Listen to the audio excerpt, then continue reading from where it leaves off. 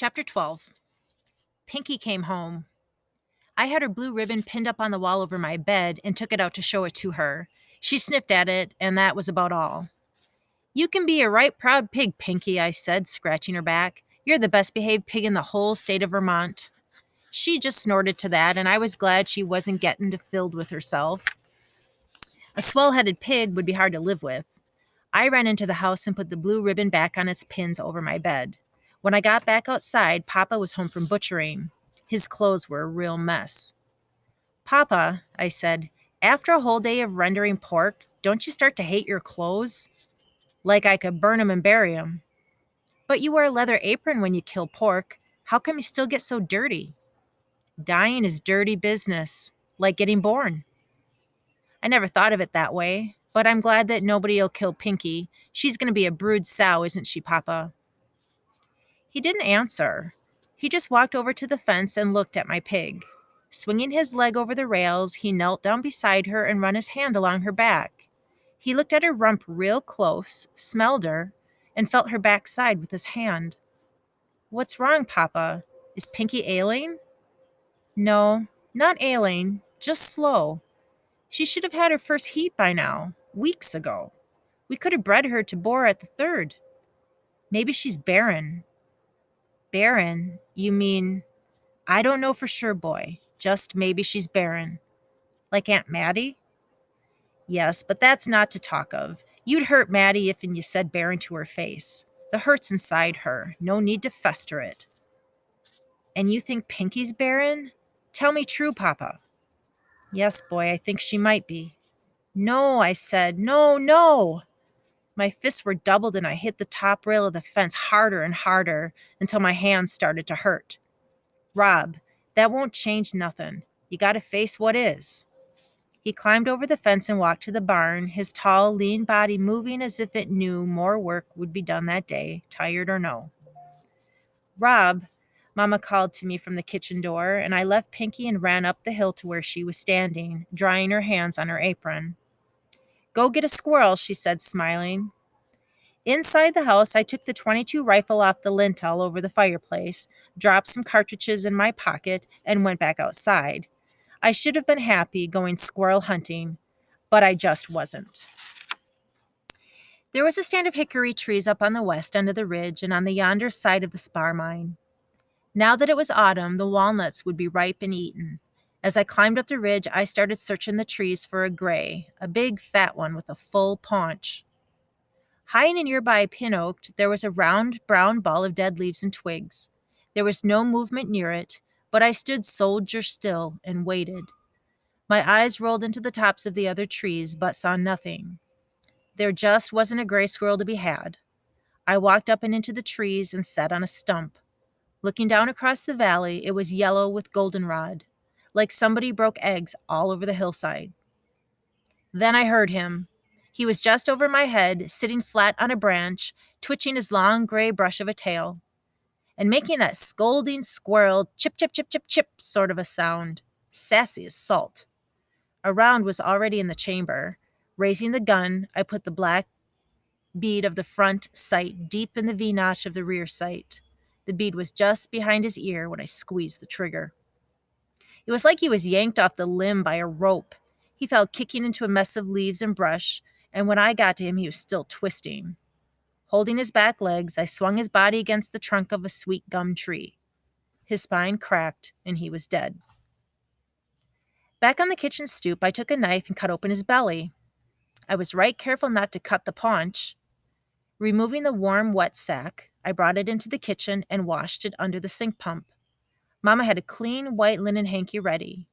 I lanced the paunch, and we emptied all the chewed-up nut meats on it, spreading them out so they dry. Mama put the hanky up in the warming oven above the stove. I couldn't see the chocolate cake, but it had to be around somewheres. If there was no cake, Mama wouldn't have wanted a gray. Outside, I cut up the rest of the squirrel and threw it to the chickens. They fought over the big hunks, and the larger hens bullied the weaker ones away. The scrawny ones got nothing. I was thinking about that when Papa come up behind me. We watched the matron hens eat, while the runts just watched. "It isn't fair, is it, Papa?" Rob, it ain't a fair world. How are the apples doing? You think it's time we picked? 2 more days, Papa said. They ain't good this year, and we can't let any drop. The spanner worms were so heavy last June it ate up lots of the buds. We smoked, Papa. That we did, but maybe the mix was wrong. Tell me again, boy, what you did. Just like you said, Pa, it was last May when I scraped all the black ash off the inside of the fireplace and the cook stove. I mixed in the quicklime and split it up so as I could put a pile of it under every apple tree in the orchard. How many? 18. We lost one to winter. You add the water to the mix like I told you? Yes, Papa. I threw about a cup on each pile and the mix hissed up real good. It really smoked up proper. Was it windy? Come to think, it was. Some of the vapors got blowed away. Boy, you got to put ash and lime always windward to the tree. Test the breeze for each tress. Currents are strange in an orchard. I did it wrong. That's why the spanners were so numbered. You'll do it right again next spring, Rob. Just take time with things. One chore done good beats two done ragged. Yes, sir. You can always look to how a farm is tended and know the farmer. Ever see Brother Tanner's place? Sure, lots of times. I don't mean just see it. I mean to study it. His fence is straight and white as virtue. All the critters are clean. Mark how he cuts his hay. Ain't no truer windrow in all of learning. He's a good farmer, I said. He'll walk to his barn at 6 and 6. You could set a clock at the first chime of milk that hits the pail. Is he a better farmer than you, Papa? Yes. He beats me at it. He wouldn't say to my face, but he knows and I know, and there's not a use in wording it. I don't want to grow up to be like Mr. Tanner. I want to be like you, Papa. I wouldn't wish that on a dead cat. I do, Papa, and I will. I'll be just like you. No, boy, you won't. You have your schooling. You'll read and write and cipher, and when you spray that orchard, you'll use the new things. Chemicals? True, and you'll have far more than farming to do. You won't have to leave your land to kill another man's hogs and then ask for the grind meat with your hat in your hand. But you're a good butcher, Papa. Even Mr. Tanner said you were the best in the county. He say that? Honest, Papa. He said he could look at half a pork and tell it was you that boiled and scraped it. He said you even had your own trademark. When you kill pork and twain it, head to rump, you always do what no other man does. You even divide the tail and half it right to the end. He said this on the way to Rutland. I'm sure glad to be famed for something. Kitchen, you two menfolk intend to stand all evening and preach to the hens? With only one rooster, Papa yelled up to her. I don't think they need much preachin'. Mama laughed and went inside. We followed after washing up proper at the pump. Papa put his hand on my shoulder as we walked up to the house. Try and try, he said, but when it comes day's end, I can't wash the pig off me. And your mother never complains. Not once in all these years has she ever said that I smell strong. I said once to her that I was sorry. What did Mama say? She said I smelled of honest work and that there was no sorry to be said or heard. We'd had a good supper with hot biscuit and honey, and after we had chocolate cake. The nut meats that we took out of the squirrel were dry. Aunt Carrie took them out of the warming oven and sprinkled them on top of the cake, like little white stars in a big brown heaven. And I got cut a slice of that cake that even Solomon couldn't have moved. Later, after chores and dishes were done, Mama and Aunt Carrie were talking in the kitchen. Papa and I sat in the parlor near the fireplace. We'd had a fire going earlier, but now it was dying down. Ready for bed, like people. Cold weather was coming, and coming for sure, but it felt good to have a fire in the hearth, and it was sure a grand thing to look at while you talked. Papa said once that wood heats you 3 times, when you cut it, haul it, and burn it. Winter's coming, Papa. True enough. I think I may need a new winter coat. Better speak to your mother to start stitching. I want a store coat. I need one. So do I, but one thing to learn, Rob, is this. Need is a weak word. Has nothing to do with what people get. Ain't what you need that matters, it's what you do, and your mother'll do you a coat. Just once, I said. Just one time I'd hanker for a store-bought coat. A red and black buffalo plaid checkerboard coat, just like Jacob Henry's. Just once I'd like to walk in the general store with money in my pocket and touch all them coats. Every one. Touch 'em all and smell all the new that's in 'em. Like new boots. That'd be fine, real fine, Papa said.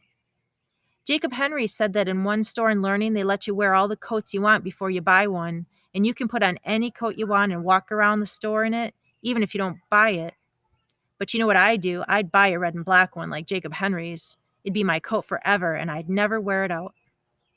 Reckon you'd outgrow it before you outwear it. Probably would, but I sure do want a coat like that. Why do we have to be plain people? Why do we, Papa? Because we are. I guess I'll never have a coat like that. Can I? You can when you earn one. You'll be a man one day soon. Someday, I said. It can't be someday, Rob. It's got to be now. This winter. Your sisters are gone. All four are wedded and bedded. Your two brothers are dead, born dead and grounded in our orchard. So it's got to be you, Rob. Why are you saying this, Papa? Because, son, because this is my last winter. I got an affection, I know I do. You see, Doc Knop? No need, all things end, and so it goes. No, Papa, don't say that. Listen, Rob. Listen, boy, I tell you true. You gotta face up to it. You can't be a boy about it. Papa, Papa! You are not to say this to your mother or to Carrie, but from now on you gotta listen how I run this farm. We got 5 years to go on it and the land is ours. Lock and stock. 5 years to pay off, and you'll be through school by then. I'll quit school and work the farm. No, you won't. You stay and get schooled. Get all the teaching you can hold. I got up from the chair I was in so I could be near him. I touched the sleeve of his shirt and felt his whole body stiffen. He looked away as he spoke. It's got to be you, Rob. Your mother and Carrie can't do it alone. Come spring, you aren't the boy of the place. You're the man. A man of 13, but no less a man. And whatever has to be done on this land, it's got to be did by you, Rob, because there'll be nobody else, boy. Just you. Papa, no. I can't be no longer your mother and Carrie taking care of you.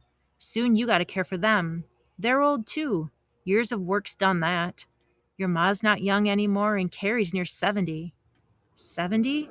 Yes, boy. So to short the story, I could be wrong, but I feel like it's over for me soon.